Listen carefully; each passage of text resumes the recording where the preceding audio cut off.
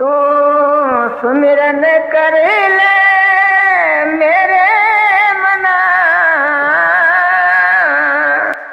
तेरी बीती जात मर गुरु नाम बिना। यह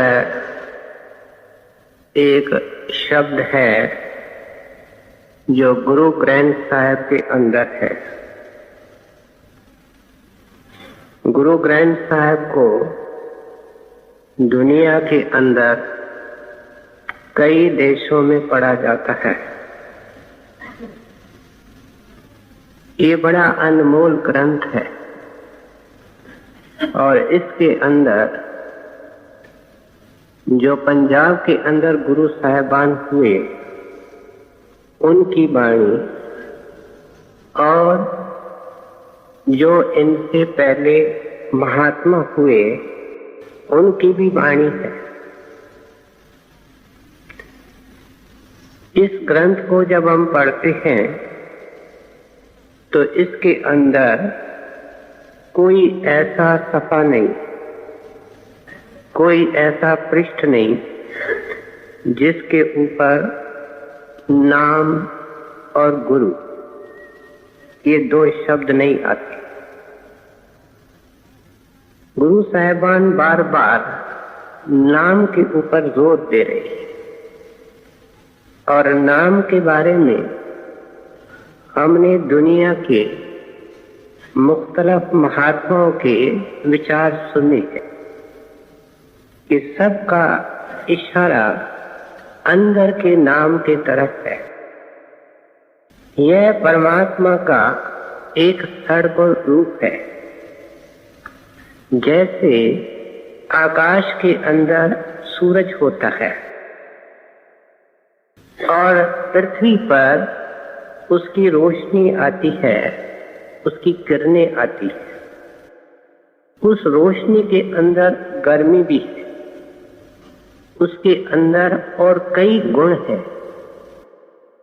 वो जो रोशनी नीचे आती है जिसके द्वारा आज ये स्कीमें बन रही हैं कि हम इसको एनर्जी का सोर्स बना सकते हैं, ये इस सूरज का सर्वगुण रूप है।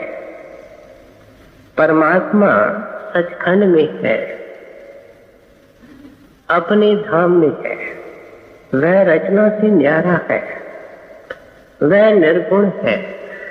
जैसे वह सूरज आकाश में है लेकिन उसने एक शक्ति बनाई है, उसने एक कला को प्रकट किया है और वह कला सारे खंडों ब्रह्मांडों के अंदर पसरी हुई है, व्यापक है और उसके अंदर सत्ता है। वास्तव में जो कुछ भी इस संसार या ऊपर के खंडों ब्रह्मांडों में नजर आएगा, सुनाई देगा, जो शक्तियां उनके अंदर काम कर रही है उसकी संचालक शक्ति वह परमात्मा का सगुण स्वरूप है जिसको संत महात्मा नाम कहते हैं। बहुत ऊंची इंटरप्रिटेशन है, बड़ा ऊंचा अर्थ है नाम का जो संत महात्मा हमको बताते हैं। अब इस नाम को हम कैसे पकड़े, इस नाम के साथ हम कैसे जुड़े, इस नाम के अंदर हम कैसे समाये, ये सारे कामिल फकीरों के कलाम का, सारे हिंदू ईसाई महात्माओं के वाणी का मुख्य प्रश्न रहा है। कहते हैं हमको उसका भेदी चाहिए। भेदी का मतलब क्या है कि वो जरूर इंसान होगा, मनुष्य होगा, लेकिन वो उस कला से जुड़ा हुआ होगा। वह कला परमात्मा से जुड़ी हुई है, इसलिए तीनों एक है। अगर हम उस मनुष्य को, जिसको हम महात्मा कहते हैं, साधु कहते हैं, दरवेश कहते हैं, जिसके अंदर वह नाम अपना घर कर चुका है, जो नाम के अंदर घर कर चुका है जिसके अंदर नाम समाया हुआ है, जो नाम के अंदर समा चुका है, ऐसे दरवेश, ऐसे साधु महात्मा के अलावा और कोई साधन ही नहीं है उस नाम को पकड़ने के लिए। एक नदी को पार करने के लिए किश्ती की जरूरत है और किश्ती के साथ मलाह की भी जरूरत है। समुद्र को पार करने के लिए जहाज की जरूरत है और जहाज के चालक की भी जरूरत है, कप्तान की भी जरूरत है। इसलिए सारे खंडों ब्रह्मांडों को चीर करके वो कला ऊपर से आती है। जब तक उस धारा के ऊपर हमारी आत्मा सवार नहीं होती, हम अपने घर को पहुंच नहीं पाते। अब ये जो शिक्षा है देखने के अंदर बड़ी आसान लगती है, लेकिन हैरानी की बात है कि युग बीत गए, अनंत समय हो गया, संतों ने इसी शिक्षा को समय समय पर समझाया। जब जब हम इंसान बने, लेकिन हमको ये समझ नहीं आई। अगर आती तो किसी ऐसे साधु महात्मा की शरण में जाकर के मेहनत करके उस नाम के साथ अपने आत्मा को जोड़ते थे और होते कहां, जहां परमात्मा है। आज हम उनसे अलग हैं। इसका मतलब ये शिक्षा देखने के अंदर बड़ी सरल है, लेकिन अति सूक्ष्म है। अगर समझ में आ जाए तो एक गांव की औरत को भी समझ में आ सकती है, जिसके ऊपर कृपा हो जाए। नहीं तो चोटी का विद्वान इसके गहराई को समझ नहीं पाता है। ये कृपा का विषय है, ये दया का विषय है। पहले पहले दया की शुरुआत किस तरीके से होती है?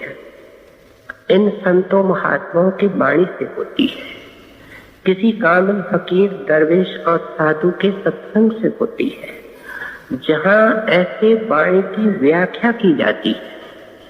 क्षमा करना, ये जिसकी वाणी है वही उसकी व्याख्या कर सकता है, क्योंकि ये वाणी जो संतों ने धुरधाम के अंदर पहुंच करके उचारी है, उसको खोल करके कौन समझाएगा? वह महात्मा जो धुरधाम पहुंच चुका है। बड़े हजूर को किसी ने अर्ज की कि अन्य महात्माओं की तरह आप अपनी वाणी क्यों नहीं लिखते हैं?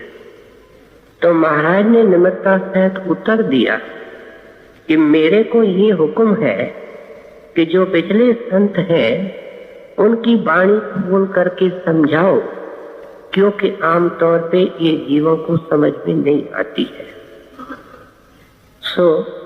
सभी संतों महात्माओं की शिक्षा का सार ये है कि पूर्ण संत महात्मा के पास जाना है, जो शब्द रूप है, जो शब्द के अंदर समाया हुआ है। अब ऐसे महात्मा के सत्संग के अंदर, उनकी प्रवचन के अंदर सारा जोर इस नाम की कमाई, शब्द की कमाई पर होगा, और वो अंदर के कीर्तन का, अंदर के प्रकाश का जिक्र करेगा। ये जो नैतिकवाद है कि हमको काम को छोड़ना है, क्रोध को छोड़ना है, लोभ लालच को छोड़ना है, धोखे और कपट को छोड़ना है। संक्षेप में कह दें कि हमको नेक पाक बनना है, ये सारी दुनिया जानती है, इसको हम पहले बखूबी जानते हैं। अगर हम नहीं करते हैं तो ये हमारे मन की मजबूरी है, हमारे संस्कारों की मजबूरी है। लेकिन ये चीज जो संत समझाते हैं, इससे दुनिया बिल्कुल बेखबर है। एक नई चीज है, एक नई शिक्षा है जो आम तौर पे हमारे अंदर कभी आई नहीं है। इसलिए ऐसे संत महात्मा के सत्संग के अंदर 90% जोर इस नाम के कमाई और शब्द के कमाई पर होगा। क्यों? कि जब इसके कमाई के अंदर हम लग जाते हैं तो क्या होता है, जो नेक गुण है, शुभ गुण है, जो दैवी गुण है, वो कुदरती हमारे अंदर आना शुरू करते हैं। धीरे धीरे अवगुणों के कांटे निकलने शुरू होते हैं। क्यों? कि जब ये नाम की कमाई के अंदर लगेगा और इसको शौक होगा, देखेगा कि अमुक अवगुण के कारण, इस अवगुण के कारण मेरा भजन नहीं बन रहा है, मेरा सिमरन नहीं हो रहा है, कुदरती उसको छोड़ेगा। नतीजा क्या होगा? नाम की कमाई बनती जाएगी, नेक भी बनता जाएगा, दोनों काम एक साथ हो जाएंगे। इसलिए संतों ने अपनी वाणी के अंदर जो नैतिकता का पक्ष है, मोरालिटी का पक्ष है, नेक पाक जीवन बनाने का की शिक्षा है, उसके ऊपर इतना जोर नहीं दिया जितना कि नाम की कमाई के ऊपर जोर दिया। इस शब्द को हम ध्यान से सुने। कई प्रकार के शब्द ग्रंथ साहिब में हैं। आज के शब्द का संबंध उन लोगों से है, उन प्यारों से है, उन खुशकिस्मत जिज्ञासों से है जिनको गुरु मिल चुका है, शब्द स्वरूपी, शब्द अभ्यासी। उन्होंने दया भी कर दी है और अंदर का भेद भी दे दिया है, नाम की कमाई का तरीका भी बता दिया है। अब उसका क्या फर्ज है, उसको कितने प्रेम प्यार और लगन से नाम की कमाई करनी चाहिए, इसको समझाने के लिए ये ऊंच कोटि का एक शब्द है। जैसे इसको हम आगे सुनेंगे पता चलेगा कि गुरु साहब ने इस शब्द को बनाने के अंदर बिल्कुल कमाल कर दिया है। एक निहायत ऊंचे दर्जे की कविता है जिसके हर एक कड़ी के अंदर गुरु साहब नाना प्रकार की मिसालें दे करके हमको एक बिंदु पर लाना चाहते हैं, एक नुक्ते पर लाना चाहते हैं कि ऐ प्यारे, अब सारे खुशियों के खजाने की चाबी तेरे को मिल गई है और वह नाम है, वह सिमरन है। अब उसका फायदा उठाने की कोशिश कर। क्यों? कहते हैं बीती जात तुम्हारा नाम बिना रहे। कहते हैं क्योंकि ये जिंदगी घटती जाती है, जैसे जैसे दिन निकलता है एक दिन के अंदर हमारे 24,000 श्वासों का घाटा होता है। और क्या होता है कि ये जो चमड़े का शरीर है जिसमें निश्चित श्वास भरे गए हैं, वो जिस वक्त खाली हो जाता है तो एक चमड़े की ढेरी बन जाता है। मश्क समान जानो ये देही बहती आठों जाम। कहते हैं रात और दिन श्वास जारी है और इसके अंदर से जब हवा खत्म हो जाएगी, कहते हैं फिर क्या करते हैं, इसको ठिकाने लगाते हैं। पहले इसके मुंह पर कपड़ा डाल देते हैं कि अब ये किसी काम का नहीं रहा। पहले सबको प्यारा लगता है, फिर ये भयानक लगता है। मर्यादा के अनुसार कोई कमरे में जाता है लेकिन अंदर में ये भय बना होता है। नहीं तो उसके जो अस्थियां होती है उसमें तो कुछ भी नहीं है, लेकिन उसको भी किसी मंदिर के अंदर रखती है, शमशान भूमि के अंदर रखती है। हम कहते क्या है, हम सोचते किस तरीके से है, इनके अंदर कोई मेल ही नहीं है। तो इसलिए आप समझाते हैं कि भाई ये जिंदगी कोई 100 साल की नहीं, कोई 200 साल की नहीं, दिन ब दिन तेरी आयु घटती जाती है। जैसे जैसे श्वास निकलते हैं तो मौत के नजदीक होता जाता है। कब करेगा, कब करेगा, अपने आप से पूछने की कोशिश कर। और क्या करना है, तो सिमरन कर ले मेरे मना। बड़े प्यार से अपने मन को गुरु साहब समझा रहे हैं और इस शिक्षा के द्वारा हमको समझा रहे हैं कि भाई मन को समझा बुझा दे कि इस सिमरन के अंदर ही सुख है। जो गुरु सिमरन देता है उसके अंदर बड़ी बरकतें होती हैं, उसके अनेक लाभ होते हैं।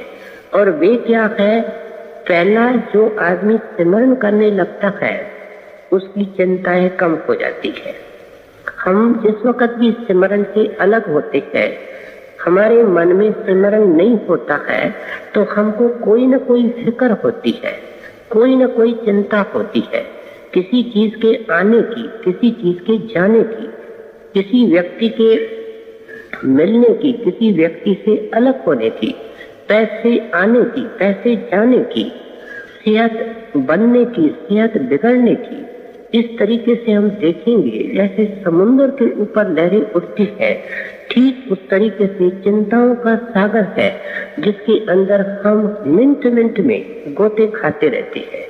कहते हैं जैसे जैसे बेटा तू सिमरन करेगा ये चिंताओं की लहरें समाप्त हो जाएंगी। पहले ये कम होती है, कम होते होते धीरे ये खत्म हो जाती है। फिर जो सिमरन गुरु का करता है उसको लाभ ये होता है कि उसका नया कर्म नहीं बनता है। अनेक बंधनों के अंदर हम बंधे हुए हैं, हमारे को कदम कदम पे घुटन महसूस होती है, हम अपने आप को मजबूर महसूस करते हैं। हम देखते हैं कि इस कष्ट से छुटकारे पाने का क्या तरीका है और फिर अंधाधुंध हम कर्म करते जाते हैं। सांस हमारा घुटता रहता है, आगे हम वो काम कर रहे हैं जिससे कि हमको और घुटन महसूस होने वाली है।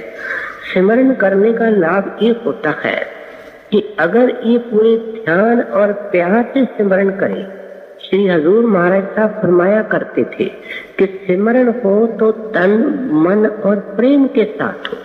क्या तन की कोई होश नहीं हो, मन टोटली सिमरन के अंदर एब्सॉर्ब हो और जो भी सिमरन किया जाए उसके अंदर सोच हो, उसके अंदर प्रेम हो, उसके अंदर लगन हो, उसको कोई मंत्र समझ करके, उसको कोई रस्म समझ करके, कोई ऊपर ऊपर का बोझ समझ के नहीं करना है, उसको बड़े प्यार से और प्रेम से और लगन से करना है। जब इस तरीके से ये सिमरन करता है, सिमरन धीरे धीरे मन में बस जाता है तो मन के अंदर कोई फुरना ही पैदा नहीं होता, मन के अंदर कोई संकल्प ही नहीं पैदा होता। नतीजा क्या होता है कि हमेशा कर्म जो बनता है उसका प्रारंभ संकल्प से होता है, विचार से होता है। विचारों की श्रृंखला बंद हो जाती है, विचारों का सिलसिला खत्म हो जाता है। नतीजा ये होता है कि न कोई इच्छा पैदा होती है, न इच्छा के अधीन कोई कर्म किया जाता है। दूसरा क्या होता है कि सिमरन करने से पिछले बंधन भी कमजोर हो जाते हैं। अवल तो मालिक जो मालिक के नाम की कमाई के अंदर लगा हुआ है उसको और कोई प्रार्थना करने की जरूरत नहीं है, उसका अपने आप कर्मों के अंदर रियायत होती है, सूली से सूल होता है। और फिर तीसरा फायदा ये है कि उसको सिमरन करते करते अंदर से मनोबल मिल जाता है, उसकी इरादे की शक्ति बढ़ जाती है और नतीजा क्या होता है, कष्ट आते हैं, तकलीफें आती है, लेकिन उसकी विल पावर स्ट्रांग हो जाती है और नतीजा ये होता है कि छोटी मोटी बात को लताड़ता जाता है। किस चीज से, सिमरन से लताड़ता जाता है, उसकी बिल्कुल परवाह तक नहीं करता है। सो इसलिए आप उपदेश करते हैं सिमरन के अनेक लाभ है। हजूर महाराज जी एक वार्ता सुनाया करते थे इस चीज को ज़हन नशीन कराने के लिए कि सिमरन तो 1 मिनट 1 सेकंड भी नहीं भूलना चाहिए। आप फरमाया करते थे कि मुसलमानों के अंदर एक पैगंबर हुआ है जिसका नाम मूसा था, अंग्रेजी में हम उसको मोसेस कहते हैं। वो यहूदियों का पैगंबर हुआ है, उसको अपने कमाई का अहंकार हो गया और उसने खुदा के पास जाकर के कहा कि खुदा अगर मेरे से बढ़कर के आपका कोई प्यारा है तो उसका नाम बताओ। खुदा ने सोचा इसको कमाई का अहंकार हो गया, इसको सबक सिखाना चाहिए। सबक सिखाने के लिए उसने खुदा ने फरमाया, ऐ मूसा तुम इतना गुमान क्यों करते हो, बड़े बड़े प्यारे पड़े हैं खुदा के। कहते हैं हजरत एक तो बताओ, मैं उसे मिलकर के कुछ सीख लूं। खुदा ने कहा जंगल में जाओ, एक पेड़ मिलेगा, पेड़ के ऊपर एक पंछी मिलेगा, उससे बात करो। मैं तो पंछी की भाषा समझता नहीं। खुदा ने कहा मैं वरदान देता हूँ, आप दोनों एक दूसरे की भाषा समझ पाएंगे। चला जाता है, देखता है कि जंगल में बराबर पेड़ है, पेड़ के ऊपर पंछी बैठा है। कहता है ऐ पंछी, मेरे को खुदा ने तेरे पास भेजा है। मेरे लायक क्या सेवा है। तो पंछी क्या कहता है कि मैंने तो तुमसे बात तक नहीं करनी थी, लेकिन क्योंकि खुदा ने तेरे को मेरे पास भेजा है इसलिए मैं तेरे से बात करता हूं। मैं सुनकर के हैरान हो गया। कहते हैं बात करेगा तो क्या होगा? कहते हैं बात करने से मेरे सिमरन का नुकसान होता है। मैं खुदा का सिमरन दिन और रात करता हूं। मूसा के होश ठिकाने आ गए। अब उसके समझ में कुछ नहीं आया। कहता है अच्छा, मैं जाने से पहले ये चाहूंगा कि तुम्हारी कुछ सेवा कर पाऊं। तो उन्होंने कहा कि अगर तुम कर सकते हो तो एक सेवा करो, वह पानी का चश्मा थोड़ा सा दूर है, उसको मेरे पेड़ के नजदीक ले आओ। तो मूसा ने पूछा इस करने से आपको क्या लाभ होगा? कहते हैं मूसा, तू क्या जाने कि सिमरन का स्वाद क्या होता है। मैं जब पेड़ से उड़ करके उस चश्मे पर पानी पीने जाता हूँ, थोड़ा बहुत मेरे सिमरन का खर्च होता है और उसका मेरे को बहुत दुख होता है। इसलिए मैंने तुमको अर्ज की थी कि उस चश्मे को पेड़ के नजदीक ले आ। मूसा सुन हो गया, वापस चला गया, समझ गया कि क्या खुदा का राज है। वास्तव में कोई पंछी सिमरन नहीं करता है, लेकिन खुदा के हाथ बड़े लंबे होते हैं, किसी के द्वारा कोई सबक सिखा सकता है। तो इसलिए हजूर फरमाया करते थे कि ऐसी प्रीत सिमरन से होनी चाहिए कि सिमरन का ही बन जाए, सिमरन के अंदर ही समा जाए, और फिर सिमरन इसको गुरु के अंदर समा देता है और गुरु इसको परमात्मा के अंदर लीन कर देता है। तो सुमिरन कर ले मेरे मना, तेरी बीती जात उम्र गुरु नाम बिना।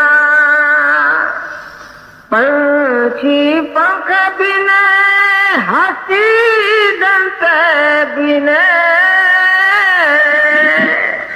नारी पुरुष बिना रे। अब एक एक कड़ी के अंदर आप कितनी मिसालें दे रहे कि ऐ इंसान, तेरे को गुरु मिला, तेरे को उसने कृपा करके नाम का भेद भी दिया, लेकिन अगर तुमने नाम को किनारे रख दिया है, नाम का तू लाभ नहीं उठा रहा है, सिमरन नहीं कर रहा है, भजन नहीं कर रहा है, सब काम ये करता है, अगर इसको छोड़ने की कोई चीज होती है तो केवल नाम है, नाम की कमाई है, भजन सिमरन है, सब काम करता है। कभी ऐसा दिन नहीं आया कि ये नाया नहीं, कभी ऐसा दिन नहीं आया कि खाया नहीं, कभी ऐसा दिन नहीं आया कि काम पर नहीं गया, कभी ऐसा दिन नहीं आया कि सैर तमाशे नहीं किए। लेकिन ऐसे अनेक दिन आए जिंदगी के अंदर जब गुरु का काम नहीं किया, नाम की कमाई नहीं की, भजन नहीं किया। गुरु साहब इस नुक्ते को ज़हन नशीन कराने के लिए कि सारे काम रह जाएं लेकिन भजन नहीं रह जाए, सिमरन नहीं रह जाए, इसके लिए अनेक अनेक मिसाल दे रहे। कहते हैं पंछी पंख बिन, कहते हैं जिस वक्त ये आत्मा सचखंड से निकली थी तो इसको प्रेम के पंख थे, लेकिन अब मन और माया ने इसके पंख काट दिए हैं। अब क्या हुआ है कि पंछी पिंजरे के अंदर कैद है। वो पिंजरा कौन सा है? आए दिन सत्संग के अंदर हम सुनते हैं कि वह पिंजरा एक तन का है, एक मन का है। मन के पिंजरे के अंदर बैठ करके, मन के अधीन हो करके, ये तन के अंदर बैठ करके दुनिया की बातें करता है, विषय विकारों की बातें करता है, जो इसको अनाद काल से फंसाते आए हैं। कहते हैं अब तेरे को खिड़की खोलने का तरीका मिल चुका है, और वह क्या है? सिमरन है। कहते हैं उस सिमरन का लाभ उठाने की कोशिश कर, क्या होगा? खिड़की खुल जाएगी, तेरे को पंख लग जाएंगे। कभी कभी पंख अगर पंछी पिंजरे के अंदर मुद्दत तक बंद कर दो और वो अपने पंखों को काम में न लाए तो नतीजा क्या होता है? उसके पंख शिथिल हो जाते हैं, थ्रू डिसयूज हो जाते हैं, खराब हो जाते हैं। जैसे जैसे उनको हिलाना शुरू करता है उनके अंदर नई जान आती है, नई ताकत आती है। वो हिलाना क्या है? कहते हैं वो करनी है। जैसे पंछी दो पंखों से उड़ता है, ऐसे ये जो सत्संगी है, सत्संगी रूपी हंस है, वह भी दो पंखों से उड़ करके ऊपर जाएगा। एक पंख करनी का है और दूसरा पंख दया का है। जैसे जैसे ये नाम की कमाई करता है, दया साथ साथ में आती है। दया आती है, इसकी करनी बन जाती है। करनी बनने से दया और आती है। नतीजा क्या होता है कि मन माया के कीचड़ से ऊपर उठना शुरू करता है। इस तन की खिड़की किस वक्त खुलती है? जब इसका सिमरन मुकम्मल हो जाता है, पूर्ण हो जाता है। आंखों के बीच में बैठ करके ये बेसुध हो जाता है। क्या दुनिया की सुध नहीं रहती, संसार की सुध नहीं रहती? आंखों के बीच में सुंदर खिड़की है, वो खुल जाती है और ये पंछी फिर उन परों को लेकर के प्रेम और विरह के पंखों पर उड़ करके ऊपर चला जाता है। सो आपने एक मिसाल दी कि तेरी इस वक्त हालत क्या है और तेरी सिमरन हालत क्या कर सकता है। और फिर आप हाथी की मिसाल दे रहे, कहते हैं हाथी की शोभा उसके दांतों पर होती है। बल्कि आम कहा जाता है कि जिंदगी के अंदर उसकी शोभा उन दांतों के कारण है। और जब मर भी जाता है तो सबसे कीमती चीज जो उससे निकलती है, कई आइवरी की चीजें उनके दांतों से बनती है। लाखों रुपए उनके ऊपर कीमत पड़ जाती है। कहते हैं उनके खाने के दांत तो अंदर होते हैं, मालिक ने ये दांत केवल शोभा के खातिर रखे हैं। कहते हैं कि तेरी शोभा भी इस तरीके से है जैसे उस हाथी की शोभा उन दांतों में है, ऐसे तेरी शोभा इस नाम की कमाई के कारण है। अगर तू नाम की कमाई नहीं करता तो उस हाथी के बराबर है जिसके दांत काटे गए हैं और जिसकी कोई कीमत भी नहीं है, जिसकी कोई शोभा भी नहीं है। और फिर आप तीसरी मिसाल दे रहे हैं नारी पुरुष बिना। कहते हैं नारी की इज्जत, स्त्री की इज्जत पुरुष के साथ होती है। बड़े बड़े अफसरों की पत्नियां होती है, हर जगह उनकी इज्जत होती है जब पति के साथ जाती है। सोसाइटी के अंदर, समाज के अंदर, बड़ी बड़ी जगहों में जाती है। लेकिन जब वो अफसर चला जाता है, अधिकारी चला जाता है, कौन उसको पूछता है, कौन उसको बुलाता है? इसलिए जब भी कोई शोभा संसार के अंदर मिलती है, इज्जत मिलती है, तो अपने पति के कारण मिलती है। जब वो अकेली रह जाती है, हर एक उल्टी सुलटी नजरों से देखना शुरू करता है, शक और संदेह की नजरों से देखना शुरू कर देता है। तो इसलिए आप समझाते हैं कि तू भी उस तरीके से है जैसे इसका नारी का पति है, लेकिन वो उनसे अलग है। क्योंकि जिस वक्त सतगुरु नाम देता है वो इसके अंदर गुप्त रूप में अंदर बैठ जाता है। इसको नाम की कमाई करके सिमरन करके पति के साथ होना है। पति के साथ होने से इसकी इज्जत बनने वाली है।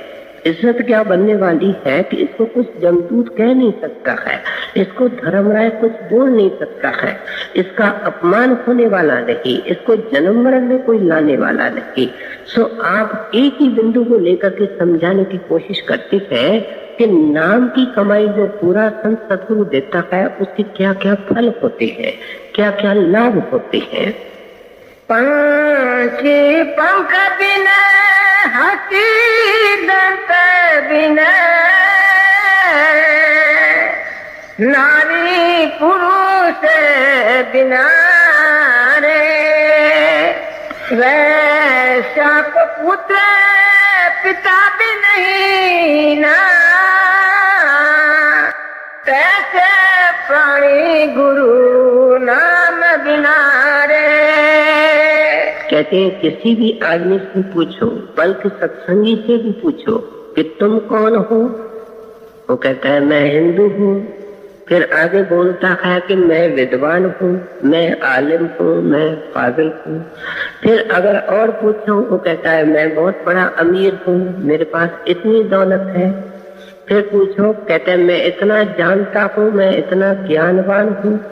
लेकिन कोई ये नहीं कहता। बात बड़ी कड़वी लगती है, अटपटी लगती है, लेकिन संत महात्मा को अगर सुनानी होती है तो कड़वी भी सुना देती है। लेकिन उसके पीछे न होता है। आपके इस मिसाल को समझने की कोशिश करनी चाहिए। कहते हैं वैसा कई शक्लें देखती है, नहीं होता है। नतीजा एक होता है कि अगर उसको कोई बेटा भी पैदा हो जाए तो वो बेटा अब किसका बेटा कहलाएगा। जब कभी उससे पूछा जाएगा तुम किसके बेटे हो, तो उस सर झुकाने के अलावा उसके पास और कोई चारा ही नहीं है। कहते हैं तुमने कई बार इस माया के पेट से जन्म लिया है, तुम माया का कीड़ा बना हुआ है। एक साधु ने अंदर में एक सुंदरी देखी, महासुंदर उसका रूप था। वह उनसे पूछने लगा कि ऐ सुंदरी तुम कौन हो।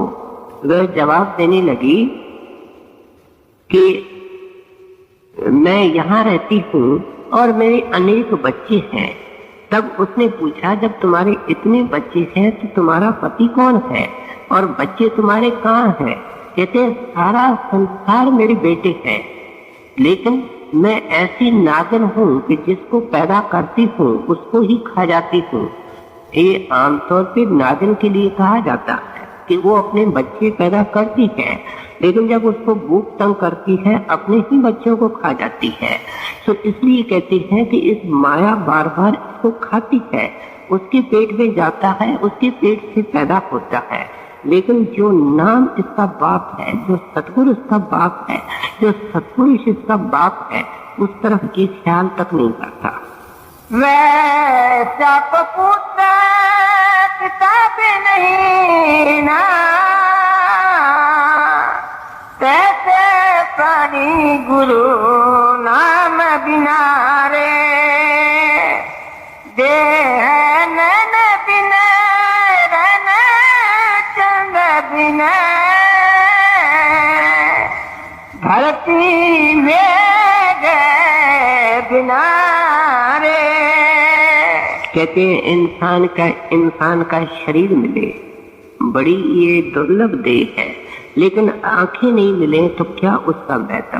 संसार जैसा है तैसा नहीं है। हम लोग शिकायत करते रहते हैं कि परमात्मा ने हमको क्या दिया है। किसी अंधों के आश्रम में जाकर के 1 महीना रहना चाहिए, किसी अंधों के स्कूल के अंदर 1 महीना रहना चाहिए, पता चलेगा कि परमात्मा ने हमको क्या दिया है। जो अंधों के आश्रम के अंदर रहते हैं, अंधों को देखते हैं, वे बताते हैं कि कितना भी होशियार अंधा हो, कितना भी तजुर्बेकार अंधा हो, लेकिन कोई ऐसा दिन ही नहीं होता है जब वो 2-4 बार गिरता नहीं है, चोट नहीं खाता है, टक्कर नहीं मारता है। क्यों? कि वो अज्ञान में है, अंधेरे में है।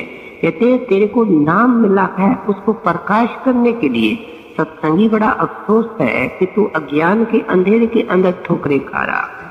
हरदम शिकायत करता है कि इसने मुझे लूट लिया, इसने मुझे मार लिया, इसने मुझे धोखा दे दिया। ये सत्संगी कहता है। कहते हैं ये इसलिए क्योंकि आंखें इसको देने वाला मिला, लेकिन उसने आंखों का फायदा नहीं उठाया। ये अंधे का अंधा है। तो इसलिए आप समझाते हैं कि इस सिमरन ने तेरे को अंदर की आंख देनी है। ये बाहर की जो आंखें होती हैं इनको अपनी रोशनी नहीं है।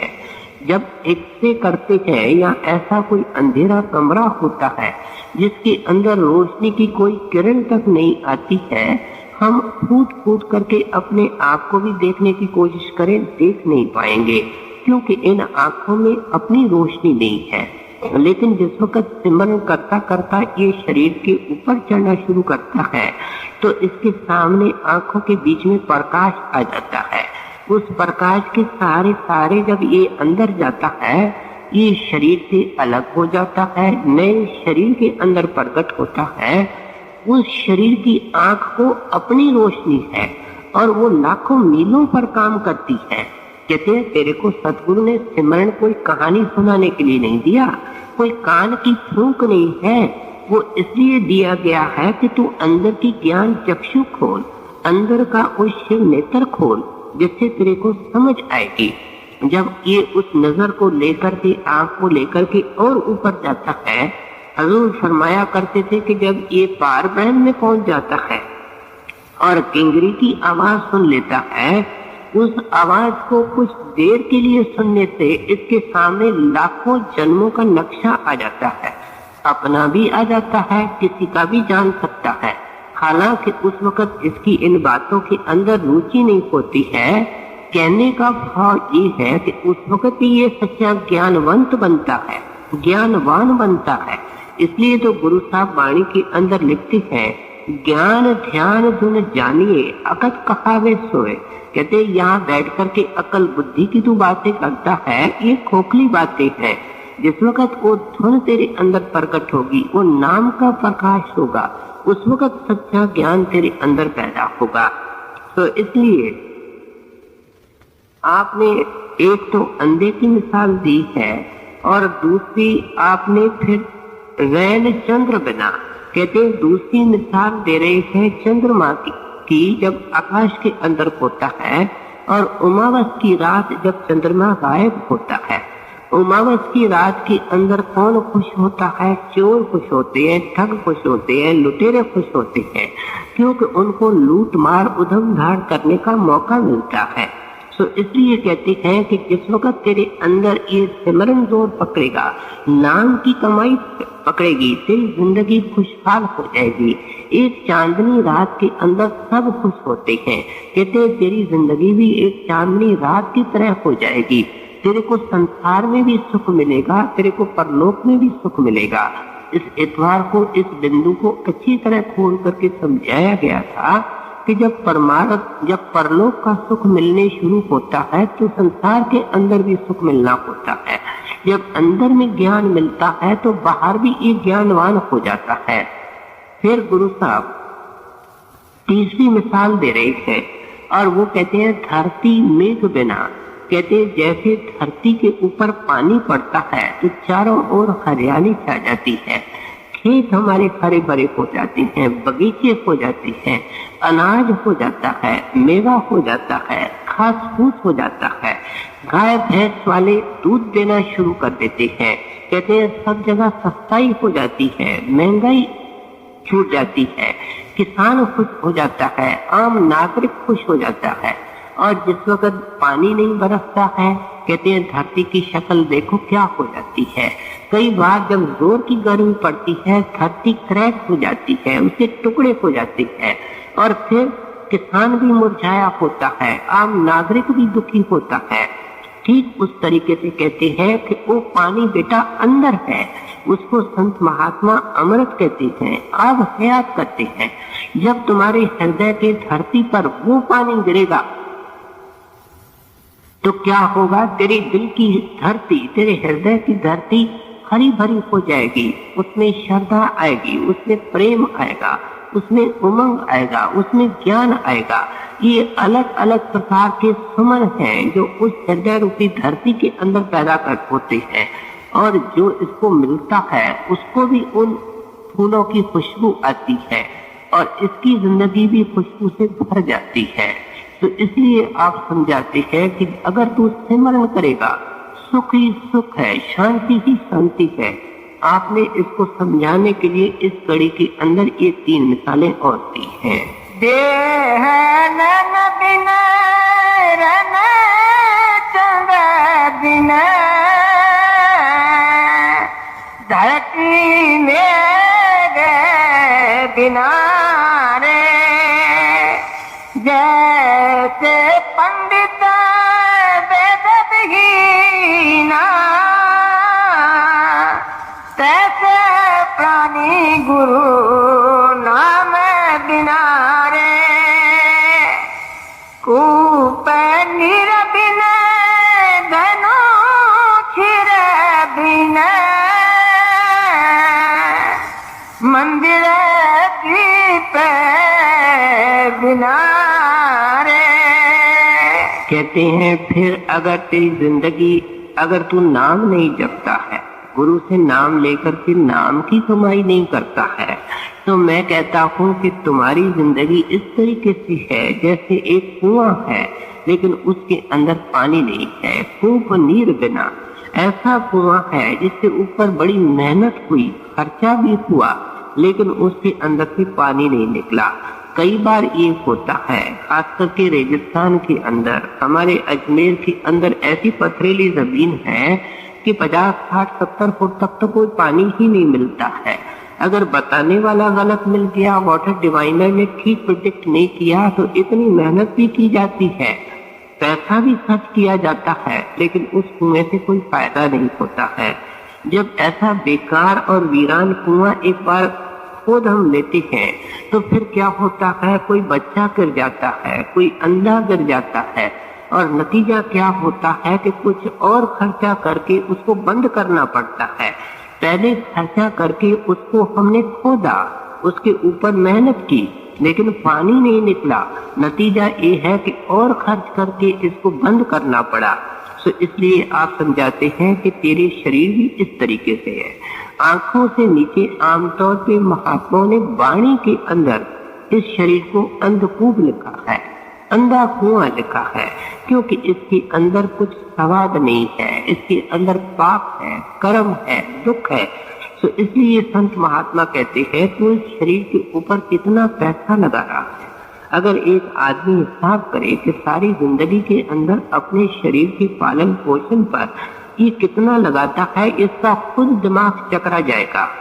बेअंत पैसा लगाता है, बेअंत वक्त लगाता है, लेकिन कहते हैं कि इसके अंदर जो नाम और शब्द की वर्षा होने वाली है, जो इसके अंदर से पानी निकलने वाला है, अमृत निकलने वाला है, वो तो निकला नहीं। कहते हैं फिर क्या होगा कि जैसे कुछ पैसे खर्च करके उसको बंद करना पड़ता है, इस तरीके से 100, 200, 400, 500 रुपए खर्च करके इसको शमशान भूमि के अंदर पहुंचाना पड़ता है, और कुछ मेहमानों को खिलाना पड़ता है, कुछ ब्राह्मणों को खिलाना पड़ता है।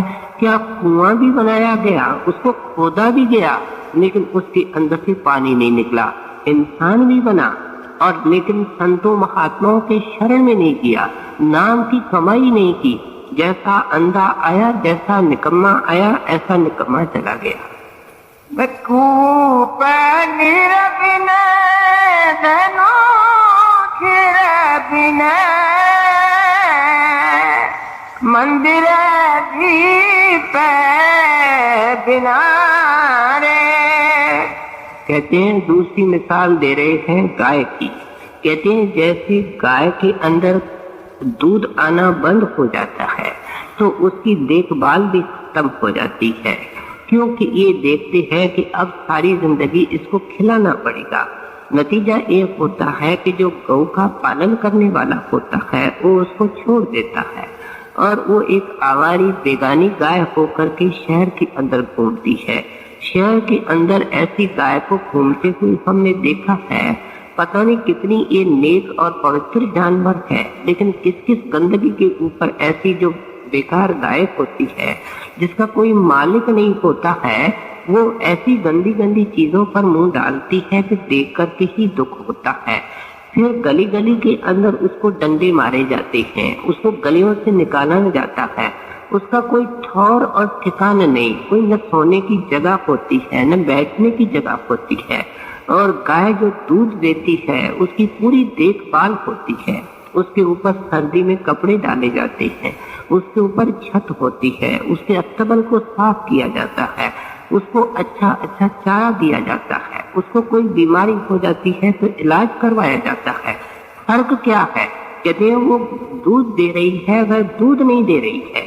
देखो कितनी लासानी सुंदर मिसालें गुरु साहब दे करके हमारे को ठोकरे मार रहे हैं कि अगर तू नाम की कमाई करके नाम को प्रकट नहीं कर रहा तो तू उस गाय की तरह है जिसके स्तनों के अंदर दूध सूख गया है, जिसकी कोई इज्जत नहीं है, जो परेशान हो रही है।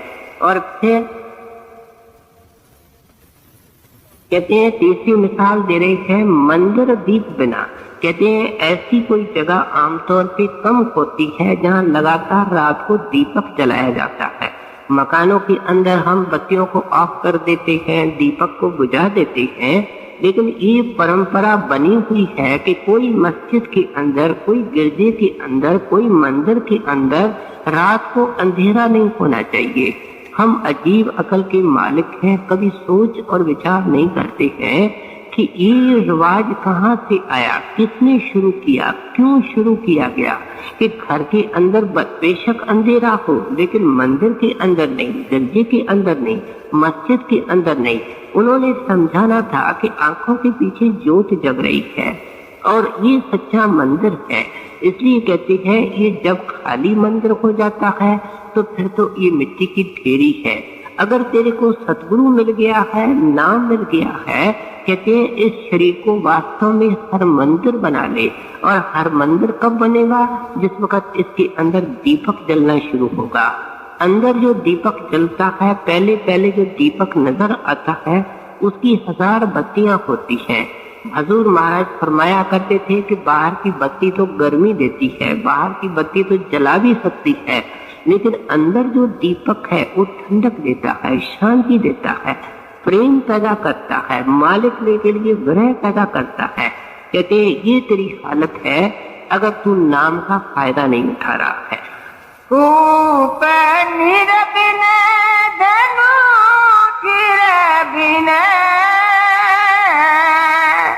मंदिर दीप बिना रे जैसे तरवर फल करही ना, तैसे प्राणी गुरु नाम बिना रे। आप एक और मिसाल दे रहे हैं कि जिस वक्त भी माली कोई पौधा लगाता है तो वो बड़ी आशा रख कर के ही लगाता है, और वो आशा क्या है कि इस पौधे ने आगे चल कर के फल देना है। कोई ऐसा फलदार पौधा माली इस ख्याल से नहीं लगाता है कि ये आगे बढ़े और फल नहीं देवे। ठीक उस तरीके से परमात्मा ने जो मनुष्य देह दी है, विशेषकर जो सतगुरु ने नाम दिया है, वो इस ख्याल से नाम का पौधा लगाया है कि इसको फल लगना चाहिए। और वो फल क्या है? सुख और शांति का। वो फल क्या है? अंदर के प्रकाश और कीर्तन का। वह फल कौन सा है? मुक्ति और शांति का है। कहते हैं तू नाम लेकर के उसको लिपेट करके रख देता है, बेपरवाह होकर के बैठा है, उसका फायदा तक नहीं उठाता। आम तौर पे भी देखा जाए कि जिस पेड़ को फल नहीं लगता है वो किसी काम का नहीं होता है।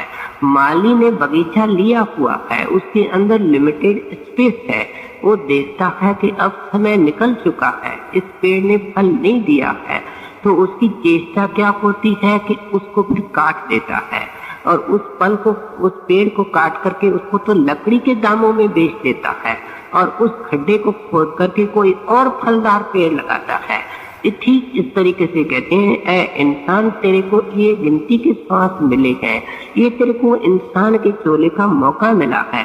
अगर तूने मुक्ति का फल इसके अंदर हासिल नहीं किया, तेरे को जन्म मरण के चक्कर के अंदर काट करके फेंक देंगे। ये मनुष्य जन्म का मौका किसी और को देंगे और देखेंगे कि ये इसका लाभ उठाता है कि नहीं उठाता है।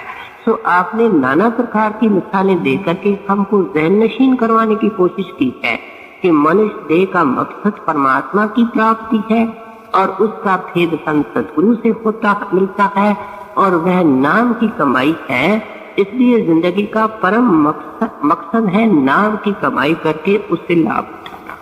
जैसे तरवर फल करही ना, तैसे प्राणी गुरु नाम बिना रे। तू काम क्रोध मद लोभ निवारो, छाड़ो क्रोध अब संत जना रे। इससे ज्यादा कोई प्यारी वाणी नहीं हो सकती है, इससे ज्यादा कोई हितकारी वाणी नहीं हो सकती है। कितने प्यार से कहते हैं प्यारे संत जना, कहते हैं तुम संत का जन हो, तुम सतगुरु का सेवक हो, तू उसकी बेटी है, तू उसका बेटा है, तू उसका चिताई हुई आत्मा है। अब तुम्हारा दुनिया से क्या संबंध है? तुम्हारा दुनिया से क्या हिसाब है? तू दुनियादारों की तरफ देख करके कहता है कि इसने मेरे को ऐसा कहा, मैं भी इसको ऐसा सुनाऊंगा। कहते हैं छाड़ो अब क्रोध क्रोध अब संत जला। कहते हैं ये क्रोध छोड़ दो, अब क्षमा को अपनाओ। तेरे को इतना बड़ा क्षमावान मिला। सतगुरु कौन है? ये क्षमावान पुरुष है, महापरोपकारी पुरुष है। इसने हमारे जन्मों जन्मों जुगों जुगों के पापों को नहीं देखा। एक सेकंड के अंदर सिर को हिला करके हाँ करके उसने अपना बेटा बना लिया।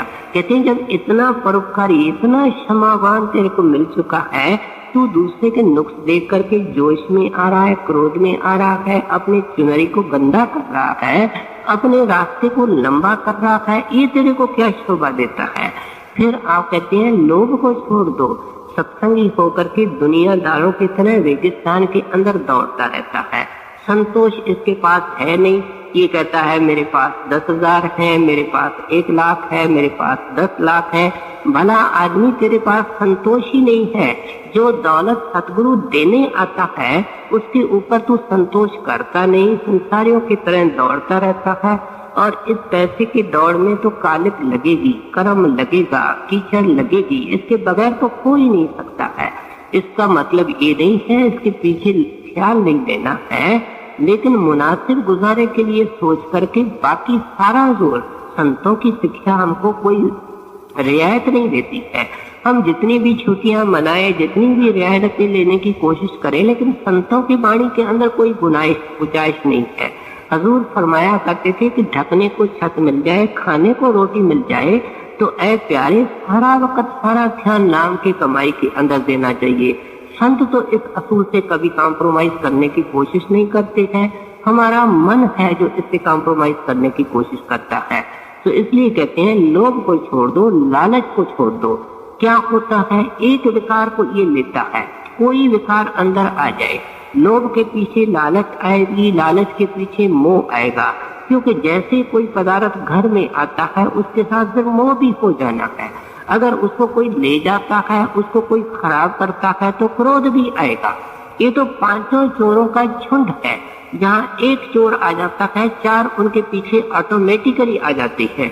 और दुनिया के अंदर जितने अवगुण हैं, जितने विकार हैं, वो इन 5 से पैदा होते हैं। नतीजा क्या होता है? जहाँ सिर्फ एक कदम रखता है वहाँ अवगुणों का ढेर लग जाता है, इसका रास्ता लंबा हो जाता है।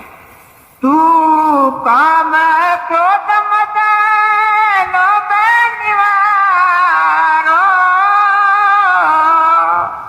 छाड़ो क्रोध अभय संत जनारे। कहे नानक शाह तुम भगवंता, या जग में कोई नहीं अपना रे। गुरु साहब आखिर में समझाते हैं, भाई इस नाम और गुरु के अलावा तेरा कौन है? अगर तुम्हारी कोई बांह पकड़ने वाला है तो नाम है, गुरु है। इसलिए जितना जल्दी हो सकता है अपना ख्याल, प्यार और ध्यान सब तरफ से हटा करके इस नाम के अंदर ले आ। इस नाम के अंदर कमाई करने से सब कुछ हो जाएगा। सत्संगी जो चाहता है गुरु से प्यार करूं, ऊपर को देखूं, अंदर को देखूं, सब कुछ हो जाएगा। गुरु साहब कहते हैं केवल तुम गुरु के नाम की शरण ले लो, सिमरन को छाती के साथ लगा दो, बढ़ता हुआ समय नाम के कमाई को देने की कोशिश करो। तेरी यहाँ भी जिंदगी खुशहाल हो जाएगी, तेरा परलोक भी सुखी हो जाएगा। कहे नानक शाह सुन भगवंता, या जग में कोई नहीं अपना रे। संकेत मुरे में, संकेत मुरे में आंसों के तार बोले, भज ले तू नाम प्यारे, भज ले तू नाम। संकेत मुरे में श्वासों के तार बोले, भज ले तू नाम प्यारे, भज ले तू नाम। आए हैं तो जाएंगे, राजा रंक फकीर एक सिंहासन चढ़ चले, एक बांध जंजीर तन को जोगी सब करें, तन को जोगी सब करें, मन को बिरला को सहजे सब विधि पाइए, जो मन जोगी हो।